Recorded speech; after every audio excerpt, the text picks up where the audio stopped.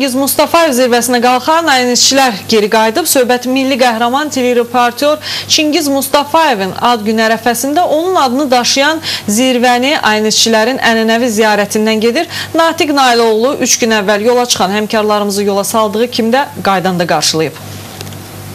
3 gün əvvəl Çingiz zirvəsinə qalxan 5 nəfərlik komandanı məhz bu yerdən yola salmışdıq. Artıq onlar gediblər və sağ-salamat da qayıdıblar.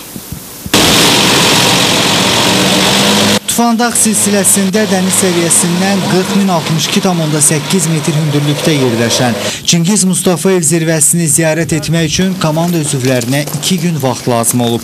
Zirvəyə qalxmaq təşəbbüsü bu dəfə operatorlardan gəldiyindən komandanın 4 üzvü də məhz operator idi. Baş operator Azər Qarayev bu zirvəni 7 dəfə, Hikmət Əskərov isə 3 dəfə fəth etdiyindən onlar üçün zirvəyə qalxmaq bir o qədər də yenilik deyildi. Lakin komandaya yeni qoşulan və ilk dəfə Çingiz zirvəsinə qalxan ANSV-nin operatorları Vüqar və Vüsal, həm də komandanı zirvəyə doğru aparan Xəqani Qurbanov yolun o qədər də asan olmadığını deyirlər.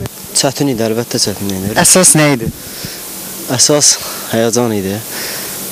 Bir də məqsəd idi ki, çatmağımız və salam. Bir buzlu yer var idi, oranı çıxmaq, bir də ülgüclü deyilən yerlər var. Orada yerə baxmaq mümkün deyil də. Gərək ora çıxdın, ora çatdın, gərək yerə baxmayasan, düz gedəsən. Çətin olmaq çətin, çox çətin idi. Bir var tək olasan, bir var 5 nəfərin həyatı əlində olar.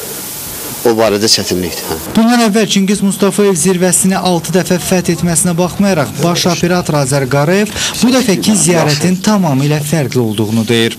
Bu səfər biraz lap fərqli olub.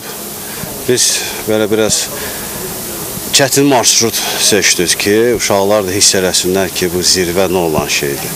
Ki, bu zirvəyə qalxmaq necə qədər də çətin olsa da, nə qədər də ki, qürurludur və şərəflidir. Uzun illərdir ANSV-də çalışan Hikmət isə ehtiyatlı tərpənib tədbirli davranmasından sevinclidir. Məhz bu ehtiyatı Hikməti uca dağlar başında rahat yuxu ilə təmin edib. Bir neçə saatlıq olsa belə. Əsas odur ki, sən gedəndə xatırlayıramsa demişdin ki, bax, mənə əsas vacib olan buydu. Bundan istifadə edə bildin. Dəhşət belə köməyimiz oldu həqiqətən. Hətta Azərin də var idi bundan. Vüqarla Vüsal təcrübəsi ilə götürməmişlər. Biz birini verdik onlara, o ikisi arasında yatdı, biz də bunda yatdıq. Hər halda onlar bunu bacardı. Bütün çətinliklərə baxmayaraq, zirvəni fəth edən həmkarlarıma afərin dostlar demək də yerinə düşər. Çünki onlar qalxdıqları zirvədən getdikləri kimi də geri döndülər. Heç bir xətasız, bəlasız.